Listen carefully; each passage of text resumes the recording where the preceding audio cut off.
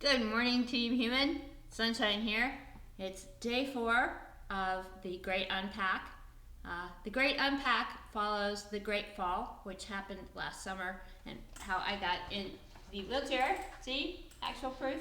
She's in a wheelchair.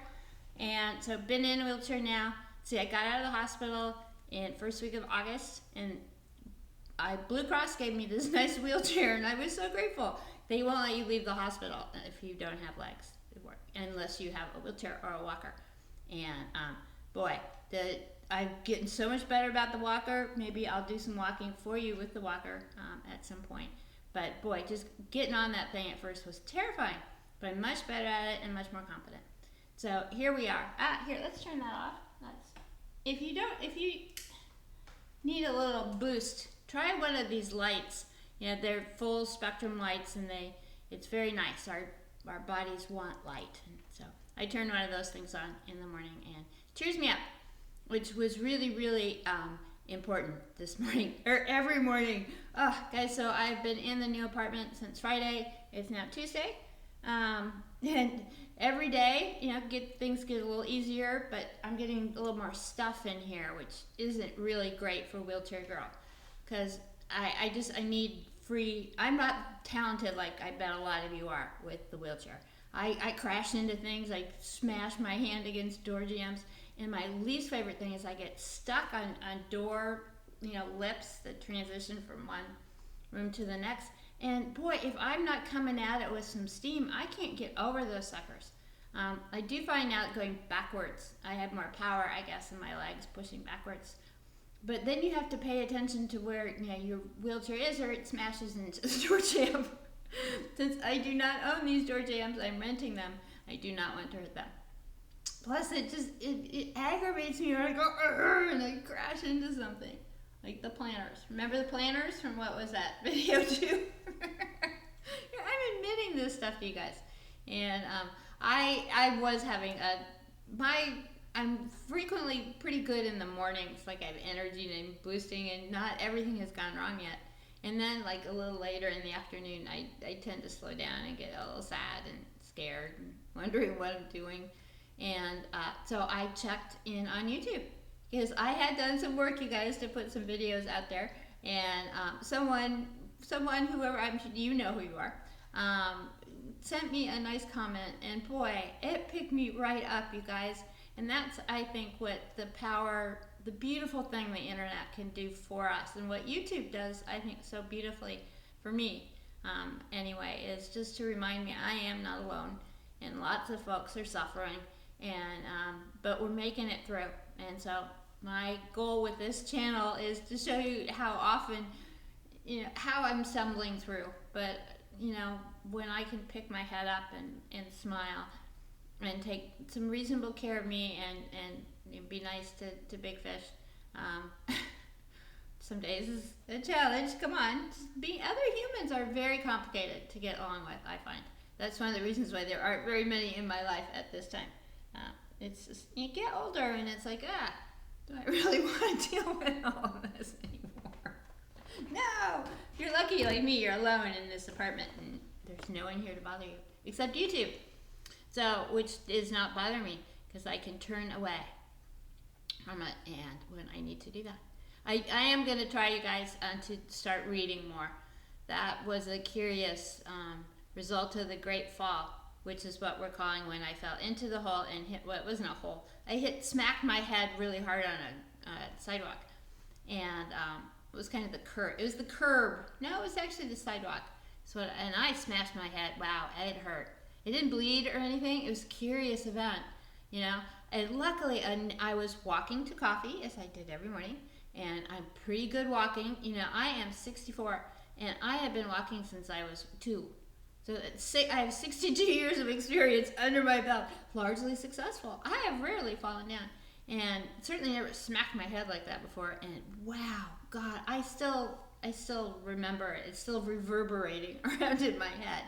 But wow, I was like a block from my apartment, and a neighbor just happened to drive by that exact instant and pulled over and picked me up and put me in his car and took me back to my apartment. I wasn't bleeding. I was coherent, I was talking, and I'm like, I'd never had a concussion before, so I like checked myself, viciously for the next 24 hours. Do you have a concussion? And I felt fine. My sight was fine. I didn't, I Googled wildly what happens, if you have a concussion, what's going to happen to you. And, I thought I was just fine. And I was for some days and some weeks, and then I started to lose my. Anyway, then things got worse, and then I fell into a coma. And that was bad. But it was brief, and I woke up, and I've told this story, I think, on here before, but it just makes me giggle every time I think about it. I had a young friend who goes, "What was it like being in a coma?" And I go, "Oh, you're missing what a coma is here." So it was very restful for me. Anyway, so, and then, so I've been, so I was in the hospital for 2 months, as some of you may know, and then I got out in August, first week of August, and we're now in so it's been, 2 months, my goodness. Has she made progress? Yes, considerable progress. I have, I can stand up. I can't walk on my own, but it is a real goal to do that. But just being able to stand up, even if I'm holding on to something, was an amazing success story. And that's one of the reasons why I care so much about Big Fish, even when we have our tips, is he was the one. He was my good friend before him, but once we call it the Great Fall, once that happened, he really has stepped up and taken care of me. And I am so grateful to him for that. But, so let's tell the story, because it really is, well, it's how I got on my feet. So I was lying in the bed, and people were taking care of me, and they brought me food, and blah, blah, blah. And I had a catheter in, once the catheter got out. Anyway, so I had that for a month. But then I was like, am I ever going to stand up? Am I ever going to be able to stand on my own again?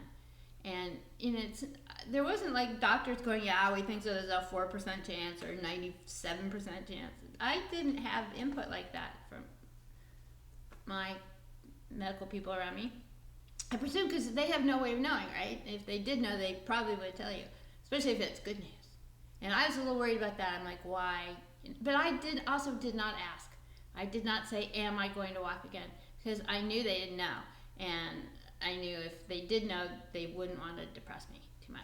So anyway, so I lay there for a month, and that was getting boring. So I said, I've got to try to stand up. And I'm like, I couldn't get my courage to say, what if I stand up and I fall down and my legs just collapse and won't stand me up? So here was my idea.